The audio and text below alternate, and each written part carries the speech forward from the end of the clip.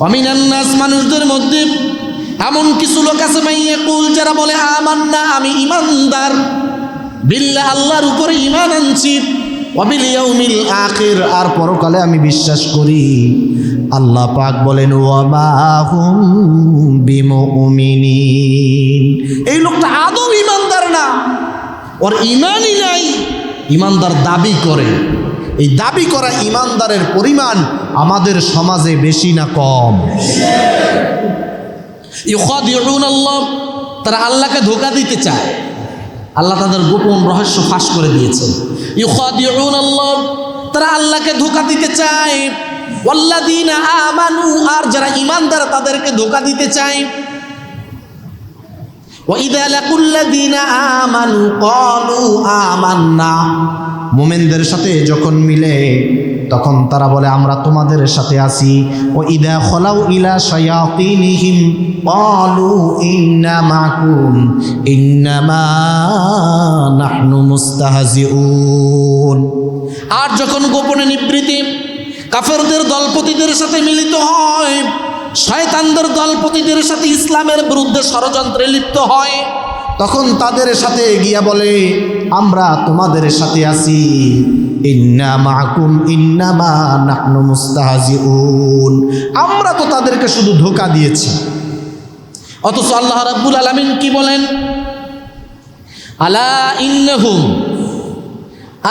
ইন্নাহুম hummus সুফাহা, ওরা মুমিনদেরকে বোকা মনে করে, নির্বোধ মনে করে, ওরাই হচ্ছে প্রকৃত পক্ষে নির্বোধ। ইউখাদিউন আল্লাহ, ওরা আল্লাহকে ধোঁকা দিতে চায়। ওয়াল্লাযীনা আমানু, আর যারা ঈমানদার তাদেরকে ধোঁকা দিতে চায়। ওমা ইয়াখদাউনা ইল্লা আনফুসাহুম ওমা ইয়াশউরুন, চিৎকার দিয়ে বলে আল্লাহু আকবার। নিজেদেরকে ছাড়া অন্য কাউকে তারা ধোঁকা দিতে পারে না, এই উপলব্ধি শক্তি, বোধ শক্তি তাদের ভিতরে বিদ্যমান নাই। কথা বলেন ঠিক কি না? এইটা বুঝবার মতো ক্যাপাসিটি নাই, এটা আল্লাহ নষ্ট করে দিয়েছেন। কারণ ফি কুলুবিহিম মারাদুন, তাদের অন্তরের মধ্যে রয়েছে কপটতার ব্যাধি। ফাযাদাহুমুল্লাহু মারাদা, আল্লাহ এই রোগ বা ব্যাধিকে আরো বৃদ্ধি করে দিয়েছেন। ফাযাদাহুমুল্লাহু মারাদা ওয়া লাহুম আযাবুন আলীমুম বিমা কানু ইয়াকযিবুন, আর তাদের জন্য রয়েছে যন্ত্রণাদায়ক শাস্তি, কারণ তারা মিথ্যাবাদী। তারা মুখে যা বলে কাজে তা করে না। আল্লাহ রাব্বুল আলামিন আমাদেরকে শ্রেষ্ঠ উম্মত বানিয়েছেন, পড়ি আলহামদুলিল্লাহ। আল্লাহ রাব্বুল আলামিন আমাদেরকে পার্থিব জগতে অসংখ্য অজস্র অগণিত নিয়ামতে ধন্য করেছেন। আমাদের এমন কোনো নিয়ামত দরকার ছিল, আল্লাহ তাআলা রব হিসাবে, প্রতিপালনকারী হিসেবে, স্রষ্টা হিসেবে, মালিক হিসেবে তিনি আমাদের সে প্রয়োজন পূরণ করেন নাই, বাকি রেখেছেন, এরকমটা তিনি করেন নাই। বলি সুবহানাল্লাহ। আমাদেরকে বিনা চাওয়ায় সব প্রয়োজন তিনি পূরণ করেছেন, পড়ি আলহামদুলিল্লাহ। আল্লাহ রাব্বুল আলামিন সূরাতু ইব্রাহিমের মধ্যে বলেন এবং সূরাতু নাহলের মধ্যে আয়াতটি কোরআনুল কারীমে দুইবার এসেছে, ওয়া ইন তাউদ্দু নি'মাতাল্লাহ লা তুহসুহা, হে গোলাম আমি তোমাকে এত নিয়ামত দান করেছি, আমার নিয়ামত হচ্ছে অসংখ্য অজস্র অগণিত, গুনে গুনে যার সংখ্যা নির্ণয় করা সম্ভব নয়। এত নিয়ামত আল্লাহ তাআলা আমাদেরকে দান করেছেন।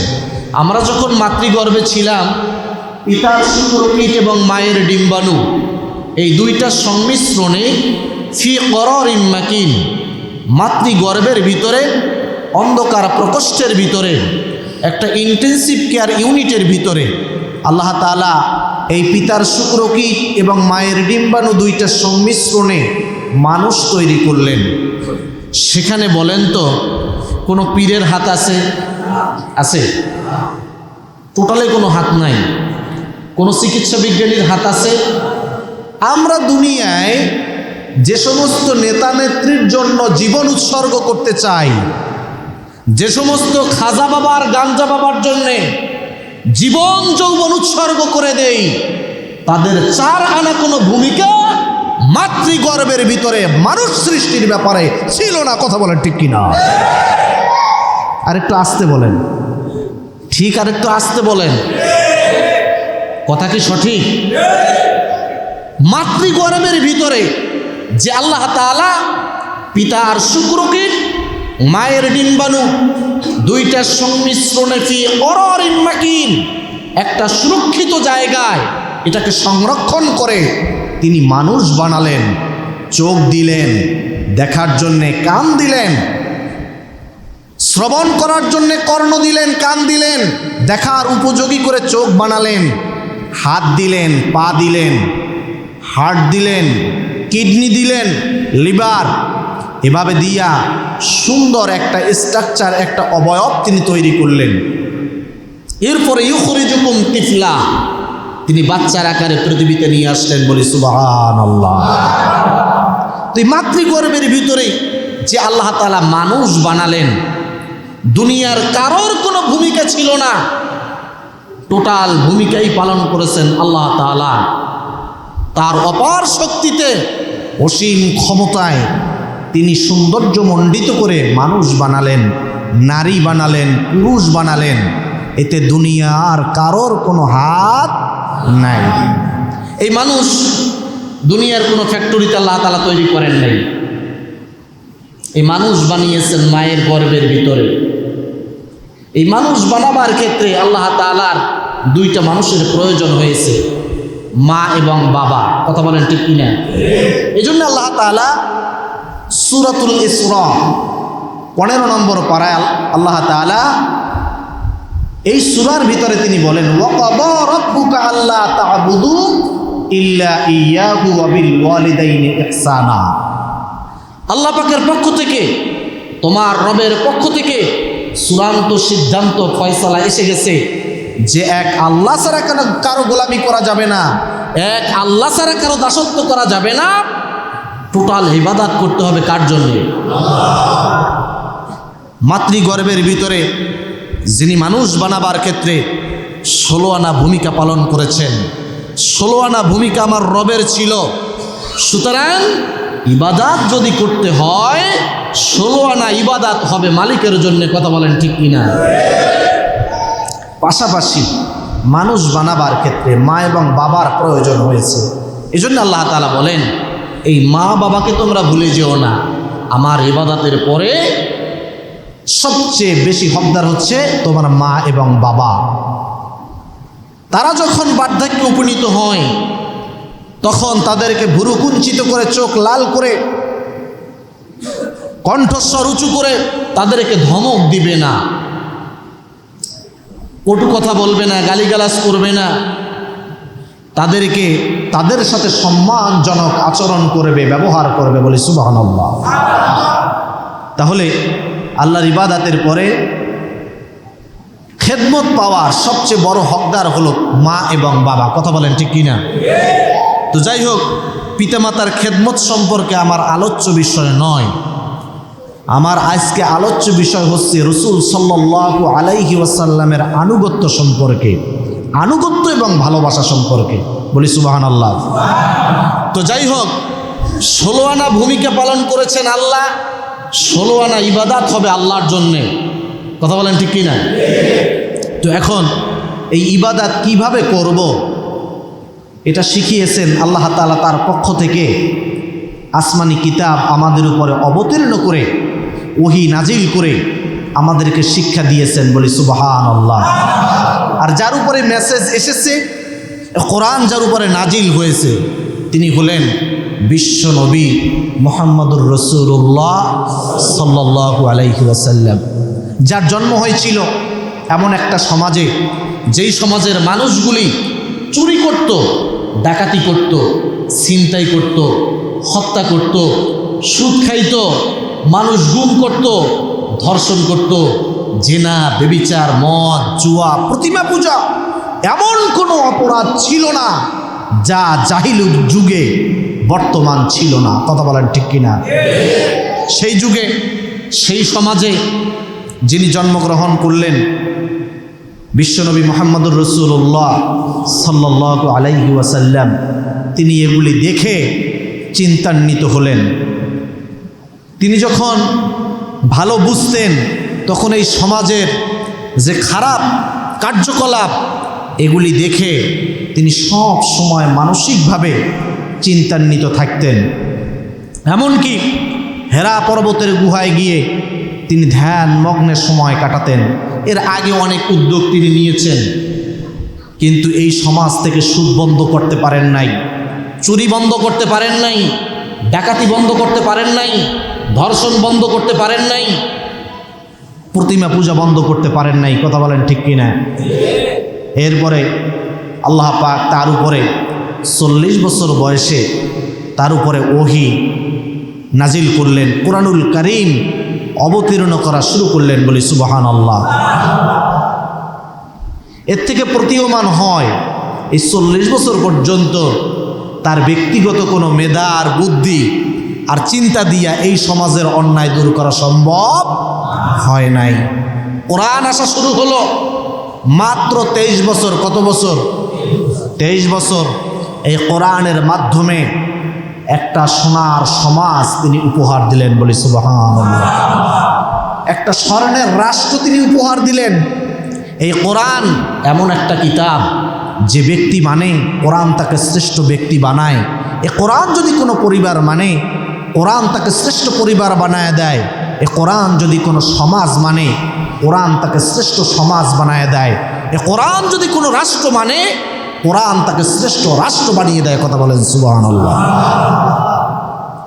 আজকে একটু ঠান্ডাভাবে চিন্তা করে বুকে হাত দিয়া বলেন, আমরা যে সমাজে এখন বসবাস করি, যে রাষ্ট্রে আমরা বসবাস করি, আমরা তো 5 ওয়াক্ত মুসল্লি, তাই না? জুমার নামাজে আসছি আল্লাহ পাকের হুকুম পালন করার জন্যে। যে আল্লাহর হুকুম হচ্ছে সালাত আদায় করা, আকিমুস সালাহ, নামাজ কায়েম করা। সূরাতুশ শূরা আপনি খুলে দেখেন 25 নম্বর পারা। সেই আল্লাহ পাকের হুকুম হচ্ছে আন আকিমুদ্দিন, জমিনে দিন কায়েম করা। কথা বলেন ঠিক কিনা? আমাদের জমিনে দিন কায়েম আছে? কথা বলেন আছে? আমরা তো গর্ব ভরে বলি আমরা দ্বিতীয় বৃহত্তম মুসলিম দেশ, নামাজ পড়ি, রোজা রাখি, হজ করি, যাকাত দেই, হ্যাঁ? কিন্তু দেখেন তো আবার আমাদের সমাজেই আমাদের সামনে জাহেলি যুগের এমন কোনো কর্মকাণ্ড নাই যা আমাদের সমাজে বলবৎ নাই। কথা বলেন ঠিক কিনা? জাহেলি যুগে যা ছিল বর্তমান সমাজে সব আছে, আরো বরংস ডিজিটাল পদ্ধতিতে তাদেরকে আমরা ছাড়িয়ে গেছি। কথা বলেন ঠিক কিনা? আগে যুদ্ধ হতো, সম্মুখ যুদ্ধ, তরবারির যুদ্ধ, তীর ধনুকের যুদ্ধ। দেখা যায় কারোর হাত কেটে গেছে, পা কেটে গেছে, 5 জন শহীদ হয়েছে, 10 জন শহীদ হয়েছে, শত্রুপক্ষ 20 জন মারা গেছে, কি 50 জন, 100 জন, 500 জন।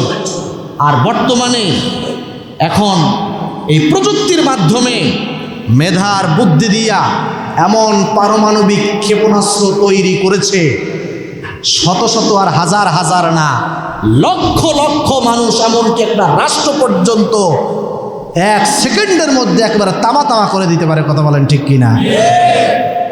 তাহলে কি জাহিলি যুগরে হার মানাইছে না? আমাদের কর্মকাণ্ড এখন শয়তান দেখেও লজ্জা পায়। শয়তানের অপরাধ ছিল 2টা। কয়টা? আরো জোরে বলেন। আবা ওয়াস্তাকবারা, শয়তান আল্লাহ পাকের হুকুম অগ্রাহ্য করেছে, অহংকার করেছে, সেজদা দেয় নাই। সেজদা করতে আদেশ করা হয়েছিল, সেজদা করে নাই। সে কি বলেছিল? আনা খায়র, আমি তো উত্তম। খলাকতানি মিন নার, আমাকে সৃষ্টি করেছেন আগুন দ্বারা। ও খলাকতাহু মিন তিন, আদমকে বানিয়েছেন মাটির দ্বারা। অতএব তাকে যদি আমি সেজদা দেই, এটা আমার জন্যে আমার আত্মসম্মানে বাধে। একটা একটা আনসাইন্টিফিক ব্যাপার, একটা অগ্রহণযোগ্য, এটা মানা যায় না।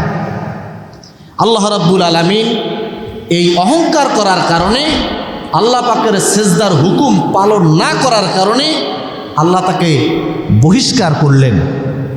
ক্বালা ফাহবিত মিনহা ফামা ইয়াকুনু লাকা আন তাতাকাব্বারা ফিহা ফাখরুজ ইন্নাকা মিনাস সাগিরিন।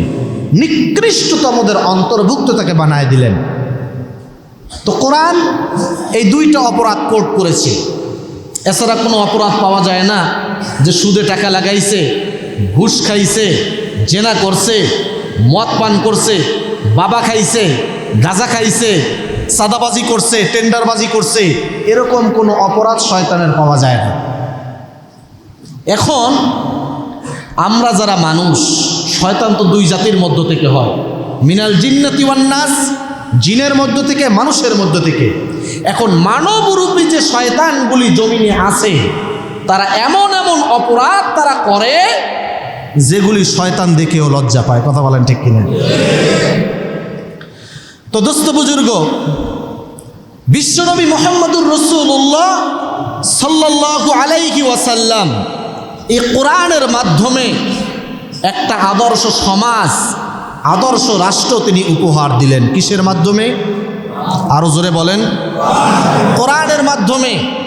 এই কোরআনের বিকল্প কোনো তন্ত্র মন্ত্র, মানুষের মন মস্তিষ্ক প্রসূত কোনো আইন দিয়া আপনি এই সমাজ ও রাষ্ট্রকে দুর্নীতিমুক্ত কখনো করতে পারবেন না। কথা বলেন ঠিক কিনা? যার বাস্তব প্রমাণ হচ্ছে দিন যত যায় দুর্নীতি তত বাড়ে ডিজিটাল পদ্ধতিতে। কথা বলেন ঠিক কিনা? দিন যত গড়াচ্ছে দুর্নীতির পরিমাণ তত বাড়তেছে। এক সময় দুর্নীতি ছিল শত শত হাজার হাজার টাকা, এখন লক্ষ লক্ষ টাকা না, কোটি কোটি না, এখন হাজার কোটি টাকা। কথা বলেন ঠিক কিনা? একবার হলমার্ক কেলেঙ্কারিতে অর্থমন্ত্রী বলেছিলেন 4,500 কোটি টাকার দুর্নীতির ব্যাপারে তিনি বলেছিলেন এইটা কোনো টাকাই না। কথা কি বুঝে আসছে? তাহলে দেখেন এখন দুর্নীতি হাজার কোটি টাকা। আমাদের সমাজে এখন প্রতিদিন পত্রিকা খুললে, প্রতিদিন সংবাদ মাধ্যম দেখলে আপনি দেখবেন প্রতিদিন ধর্ষণ আছে, জেনা আছে, ব্যভিচার আছে, মাদক চালান আছে। কথা বলেন ঠিক কিনা? প্রতিদিন নিত্য নৈমিত্তিক ব্যাপার। অপরাধীরা আবার টাকা দিয়ে পার পেয়ে যাচ্ছে। ডিজিটাল পদ্ধতিতে অনেক দুর্নীতি এখন হচ্ছে। গরিবরা আরো গরিব হচ্ছে, ধনীরা আরো ধনী হচ্ছে। হক কথা যারা বলবে তাদের অবস্থা খারাপ। কথা বলেন ঠিক কিনা? তো এই জন্যে আমি আহ্বান জানাবো যে কোরআনের বিকল্প কোনো রাস্তা নাই, কোরআনের বিকল্প কোনো গত্যান্তর নাই, কোনো উপায় নাই যেই পথ দিয়ে আপনি নিষ্কৃতি পেতে পারেন, নাজাত পেতে পারেন, এমন কোনো পথ নাই কোরআনের পথ ছাড়া। কথা বলেন ঠিক কিনা? এই জন্যেই আমাদের এই কোরআনের পথে ফিরে আসতে হবে, ঠিক কিনা? বিশ্বনবী মুহাম্মদুর রাসূলুল্লাহ সাল্লাল্লাহু আলাইহি ওয়াসাল্লাম এই কোরআন দিয়া সুন্দর একটা সমাজ তিনি উপহার দিয়েছেন, সুন্দর একটা রাষ্ট্র তিনি উপহার দিয়েছেন। কোরআন দিয়া সমাজ ও রাষ্ট্র গঠন করার পরে ওই সমাজে চুরি বন্ধ হয়ে গেছে, ডাকাতি বন্ধ হয়ে গেছে, জেনা বন্ধ হয়ে গেছে, মাদক বন্ধ হয়ে গেছে, ইফটিজিং বন্ধ হয়ে গেছে, টেন্ডারবাজি, চাঁদাবাজি সব বন্ধ হয়ে গেছে, যাকাত ভিত্তিক অর্থ ব্যবস্থা চালু হয়ে গেছে। এখন আর সমাজে কোনো গরিব নাই, সমাজে আর কেউ কষ্টে নাই। ধনীরা যাকাত দিচ্ছে, গরিবরা যাকাতের টাকা পেয়ে স্বাবলম্বী হয়ে যাচ্ছে।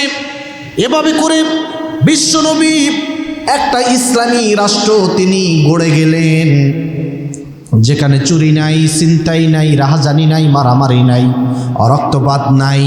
অথচ যেই যুগে নারীদেরকে জীবন্ত কবর দেওয়া হতো। কথা বলেন ঠিক কিনা? দুর্ভাগ্যজনক হলেও সত্য কথা, আজকে স্বাধীনতার 50 বছর পেরিয়ে গেল, কিন্তু আমরা এখনো কিন্তু স্বাধীন হতে পারি নাই। কথা বলেন ঠিক কিনা? আমাদের বাক স্বাধীনতা নাই, স্বাধীনভাবে আমরা কথা বলতে পারি না। যেই মাতৃভাষার জন্যে আমাদের দেশে অনেক মানুষ শহীদ হয়েছে, জীবন দিয়েছে। দুর্ভাগ্যজনক হলেও সত্য কথা, সেই মাতৃভাষায় কোরআনকে এখন তাফসির করা যায় না। 144 জারি হয়ে যায়, কথা বলেন ঠিক কিনা? যারা কোরআন দিয়া দাওয়াত দেয়, মাতৃভাষায় তাফসির ব্যাখ্যা বিশ্লেষণ যারা করে, আল্লাহ পাকের হুকুম পালনের জন্যে, পরকালের জাহান্নাম থেকে বাঁচার জন্যে, তাদের মাহফিলের উপরে, তাফসিরের উপরে 144 জারি হয়। আর যারা শিরিক বিদআত কুফর করে, ইসলামের নামে যে শিরিকগুলি করে, জিকিরের নামে যে লাফালাফিগুলি করে, আছে না নাই? মাঝবান্ডার, সুরেশ্বর, দেওয়ানবাগ, কুতুববাগ, রাজারবাগ, এদের কোনো সমস্যা নাই? আছে? কোনো সমস্যা নাই। এদের উপরে মামলা নাই, হামলা নাই, জুলুম নাই, নির্যাতন নাই। কারণ তাদের মূল টার্গেট হচ্ছে পেট পূজা করা, অন্য কোনো চিন্তা না। আর কোরআন দিয়া যারা সমাজ ও রাষ্ট্র গঠন করবে, বিশ্ব নবীর উত্তরসূরি হিসেবে এই দায়িত্ব যারা পালন করবে, তাদের সমস্যা আছে না নাই? এই সমস্যা কি নতুন না পূর্বেও ছিল? সাহাবায়ে কেরাম আজমাইন জীবন দিয়েছে, রক্ত দিয়েছে, শহীদ হয়েছে। রাসূল সাল্লাল্লাহু আলাইহি ওয়াসাল্লামের দান মুবারক শহীদ হয়েছে। অসংখ্য সাহাবীরা শহীদ হয়েছে। কিসের কারণে? যদি শুধু নামাজের দাওয়াত দিত, রোজার দাওয়াত দিত, তাইলে তো তাদেরকে মারতো না। কথা বলেন ঠিক কিনা? এই প্রস্তাব তো আবু জেহেল, উতবা সাহেবা, আবু সুফিয়ানরা আগেই দিয়ে রাখছে যে 6 মাস আমাকে ধর্ম পালন করবো, 6 মাস তোমাদেরটা। মুসলিম মুখোশ পরা কিছু মুনাফিক আছে যারা মসজিদেও যায়, আবার মন্দিরেও যায়। কথা বলেন ঠিক কিনা? আমাদেরকে ধোঁকা দেয়, তারা আমাদেরকে ধোঁকা দিতে চায়। ওয়ামিনান নাস, মানুষদের মধ্যে এমন কিছু লোক আছে, মাইয়াকুল, যারা বলে আমান্না, আমি ইমানদার, বিল্লাহ, আল্লাহর উপরে ঈমান আনছি, ওয়া বিল ইয়াউমিল আখির, আর পরকালে আমি বিশ্বাস করি। আল্লাহ পাক বলেন ওয়া মা হুম বিমুমিনিন, এই লোকটা আদৌ ইমানদার না, ওর ঈমানই নাই, ইমানদার দাবি করে। এই দাবি করা ইমানদারের পরিমাণ আমাদের সমাজে বেশি না কম? ইউখাদিউন আল্লাহ, তারা আল্লাহকে ধোঁকা দিতে চায়। আল্লাহ তাদের গোপন রহস্য ফাঁস করে দিয়েছেন। ইউখাদিউন আল্লাহ, তারা আল্লাহকে ধোঁকা দিতে চায়। ওয়াল্লাযীনা আমানু, আর যারা ঈমানদার তাদেরকে ধোঁকা দিতে চায়। ওয়া ইযা লাকুল্লাযীনা আমানু ক্বালু আমান্না, মুমিনদের সাথে যখন মিলে তখন তারা বলে আমরা তোমাদের সাথে আছি। ও ইদা খলাউ ইলা শায়াতিনিহিম ক্বালু ইন্না মাকুম ইন্নামা নাহনু মুস্তাহজিউন, আর যখন গোপনে নিবৃত্তি কাফেরদের দলপতিদের সাথে মিলিত হয়, শয়তানদের দলপতিদের সাথে ইসলামের বিরুদ্ধে ষড়যন্ত্রে লিপ্ত হয়, তখন তাদের সাথে গিয়া বলে আমরা তোমাদের সাথে আছি। ইন্না মাকুম ইন্নামা নাহনু মুস্তাহজিউন, আমরা তো তাদেরকে শুধু ধোঁকা দিয়েছি।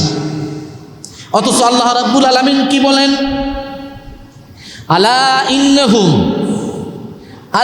ইন্নাহুম হুমুস সুফাহা, ওরা মুমিনদেরকে বোকা মনে করে, নির্বোধ মনে করে, ওরাই হচ্ছে প্রকৃত পক্ষে নির্বোধ। ইউখাদিউন আল্লাহ, ওরা আল্লাহকে ধোঁকা দিতে চায়। ওয়াল্লাযীনা আমানু, আর যারা ঈমানদার তাদেরকে ধোঁকা দিতে চায়। ওমা ইয়াখদাউনা ইল্লা আনফুসাহুম ওমা ইয়াশউরুন, চিৎকার দিয়ে বলে আল্লাহু আকবার। নিজেদেরকে ছাড়া অন্য কাউকে তারা ধোঁকা দিতে পারে না, এই উপলব্ধি শক্তি, বোধ শক্তি তাদের ভিতরে বিদ্যমান নাই। কথা বলেন ঠিক কি না?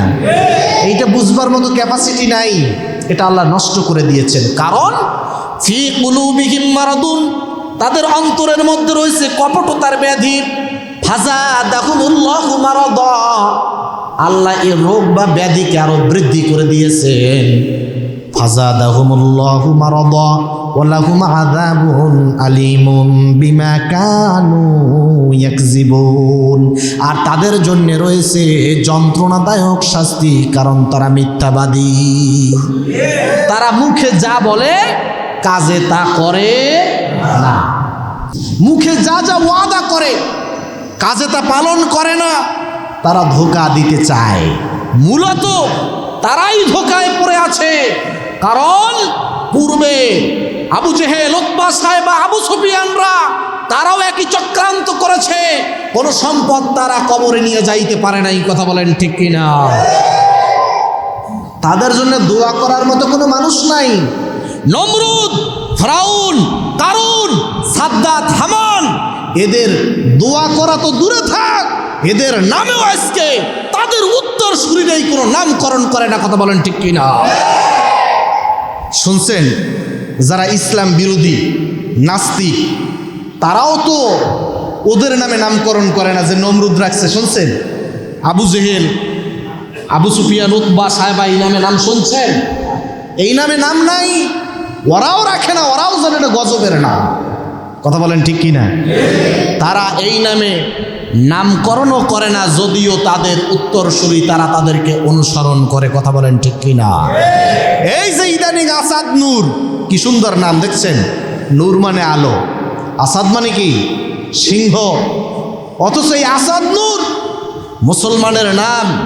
একজন মুসলিম মুখোশ পরাই নাস্তিক, সে বিশ্বনবীর চরিত্র নিয়ে, তার পরিবার নিয়ে যে সমস্ত কটূক্তি করেছে, আমরা দাবি জানাই বর্তমান সরকারকে এই আসাদ নূরকে অবিলম্বে গ্রেফতার করে তাকে ফাঁসি দেওয়া হোক, কথা বলেন ঠিক কিনা?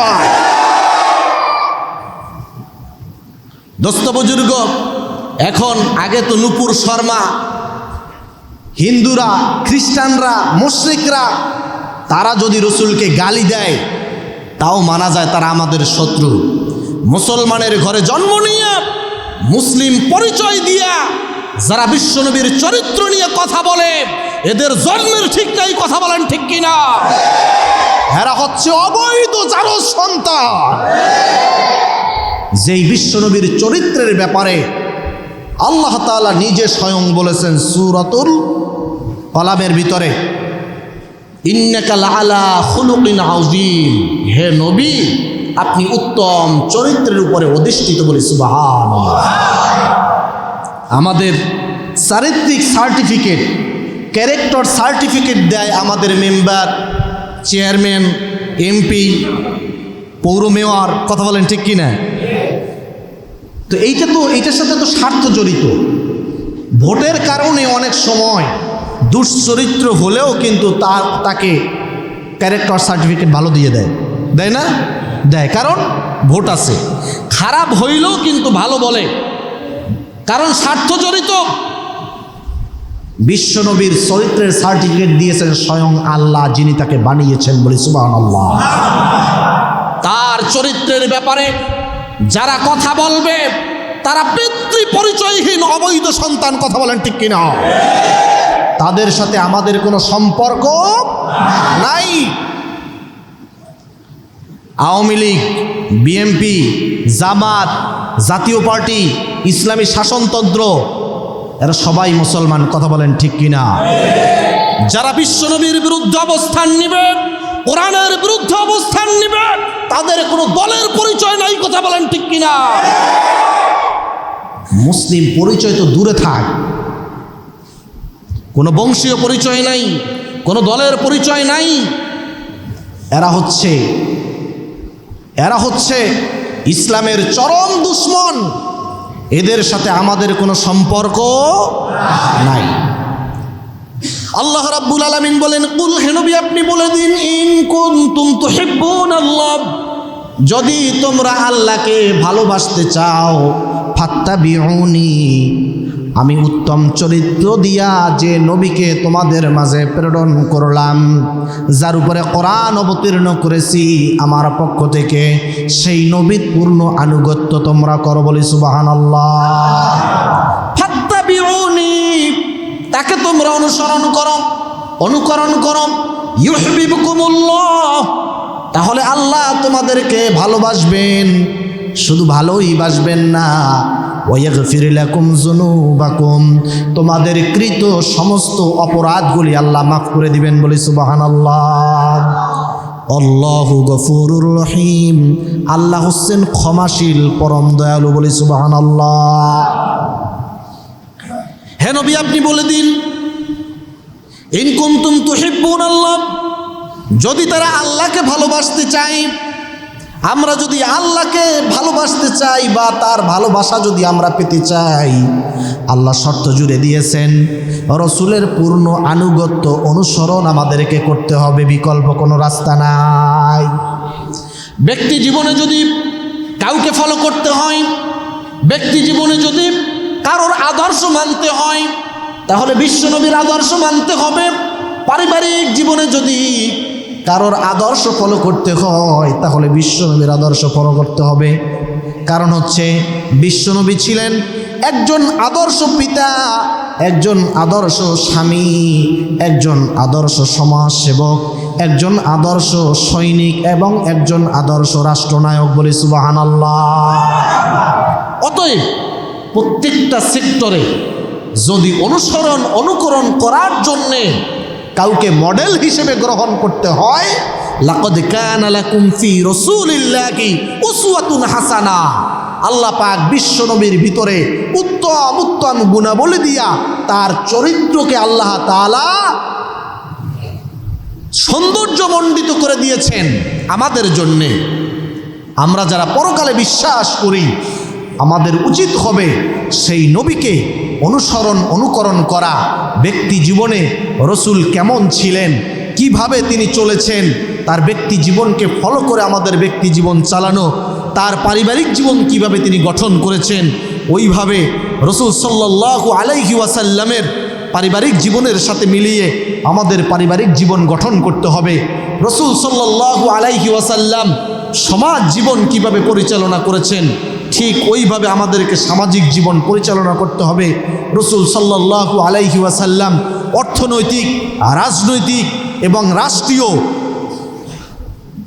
রাষ্ট্রীয় যে পরিবেশ তিনি কিভাবে পরিচালনা করেছেন, আমাদেরকে ঠিক ওইভাবে অনুসরণ করে আমাদের রাজনৈতিক জীবন, অর্থনৈতিক জীবন, রাষ্ট্রীয় জীবন ওভাবেই পরিচালনা করতে হবে। কথা বলেন ঠিক কিনা? তাহলেই হবে পূর্ণ আনুগত্য।